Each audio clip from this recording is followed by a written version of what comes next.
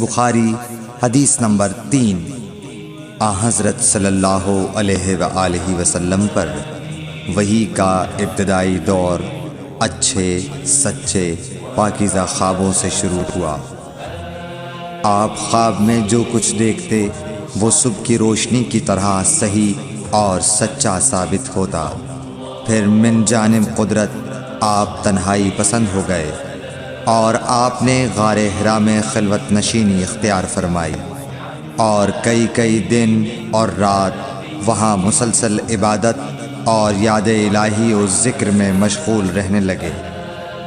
جب تک گھر آنے کو دل نہ چاہتا توشہ ہمراہ لیے ہوئے وہاں رہتے۔ توشہ ختم ہونے پر ہی اہلیہ محترمہ حضرت خدیجہ رضی اللہ تعالی عنہا کے پاس تشریف لاتے اور کچھ توشہ ہمراہ لے کر پھر وہاں جا کر خلوت گزین ہو جاتے۔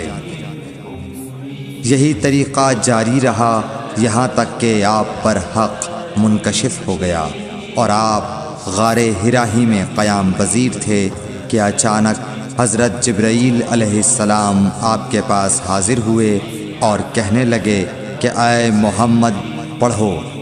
آپ فرماتے ہیں کہ میں نے کہا کہ میں پڑھنا نہیں جانتا۔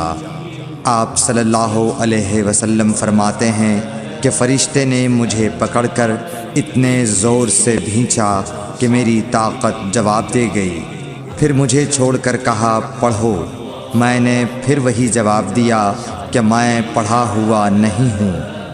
اس فرشتے نے مجھ کو نہایت ہی زور سے بھینچا کہ مجھ کو سخت تکلیف محسوس ہوئی۔ پھر اس نے کہا کہ پڑھ۔ میں نے کہا میں پڑھا ہوا نہیں ہوں۔ فرشتے نے تیسری بار مجھ کو پکڑا اور تیسری مرتبہ پھر مجھ کو بھینچا۔ پھر مجھے چھوڑ دیا اور کہنے لگا کہ پڑھو اپنے رب کے نام کی مدد سے جس نے پیدا کیا اور انسان کو خون کی پھٹکی سے بنایا۔ پڑھو اور آپ کا رب بہت ہی مہربانیاں کرنے والا ہے۔ بس یہی آیتیں آپ حضرت جبرائیل علیہ السلام سے سن کر اس حال میں غار حرا سے واپس ہوئے کہ آپ کا دل اس انوکھے واقعے سے کانپ رہا تھا۔ آپ حضرت خدیجہ کے ہاں تشریف لائے اور فرمایا کہ مجھے کمبل اوڑھا دو، مجھے کمبل اوڑھا دو۔ لوگوں نے آپ کو کمبل اوڑھا دیا۔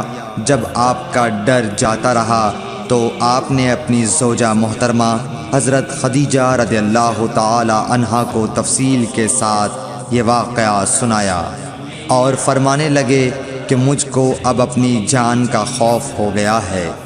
آپ کی اہلیہ محترمہ حضرت خدیجہ رضی اللہ تعالی عنہا نے آپ کی ڈھارس بندھائی اور کہا کہ آپ کا خیال صحیح نہیں ہے۔ اللہ کی قسم آپ کو اللہ کبھی رسوا نہیں کرے گا۔ آپ تو اخلاق فاضلہ کے مالک ہیں۔ آپ تو کنبہ پرور ہیں، بے کسوں کا بوجھ اپنے سر پر رکھتے ہیں، مفلسوں کے لیے آپ کماتے ہیں، مہمان نوازی میں آپ بے مثال ہیں اور مشکل وقت میں آپ امر حق کا ساتھ دیتے ہیں۔ ایسے اوصاف حسنہ والا انسان یوں بے وقت ذلت و خواری کی موت نہیں پا سکتا۔ پھر مزید تسلی کے لیے حضرت خدیجہ رضی اللہ تعالی عنہا آپ کو ورقہ بن نوفل کے پاس لے گئیں جو ان کے چچا زاد بھائی تھے اور زمانہ جاہلیت میں نصرانی مذہب اختیار کر چکے تھے اور عبرانی زبان کے کاتب تھے۔ چنانچہ انجیل کو بھی حسب منشائے خداوندی عبرانی زبان میں لکھا کرتے تھے۔ انجیل سریانی زبان میں نازل ہوئی تھی، پھر اس کا ترجمہ عبرانی زبان میں ہوا۔ ورقہ اسی کو لکھتے تھے۔ وہ بہت بوڑھے ہو گئے تھے، یہاں تک کہ ان کی بینائی بھی رخصت ہو چکی تھی۔ حضرت خدیجہ رضی اللہ تعالی عنہا نے ان کے سامنے آپ کے حالات بیان کیے اور کہا کہ اے چچا زاد بھائی، اپنے بھتیجے محمد صلی اللہ علیہ وسلم کی زبانی ذرا ان کی کیفیت سن لیجئے۔ وہ بولے کہ بھتیجے آپ نے جو کچھ دیکھا ہے اس کی تفصیل سناؤ۔ چنانچہ آپ صلی اللہ علیہ وآلہ وسلم نے از اول تا آخر پورا واقعہ سنایا، جسے سن کر ورقہ بے اختیار ہو کر بول اٹھے کہ یہ تو وہی ناموس معزز رازدان فرشتہ ہے جسے اللہ نے حضرت موسیٰ علیہ السلام پر وحی دے کر بھیجا تھا۔ کاش میں آپ کے اس عہد نبوت کے شروع ہونے پر جواں عمر ہوتا، کاش میں اس وقت تک زندہ رہتا جب کہ آپ کی قوم آپ کو اس شہر سے نکال دے گی۔ رسول کریم صلی اللہ علیہ وآلہ وسلم نے یہ سن کر تعجب سے پوچھا کہ کیا وہ لوگ مجھ کو نکال دیں گے، حالانکہ میں تو ان میں صادق و امین و مقبول ہوں۔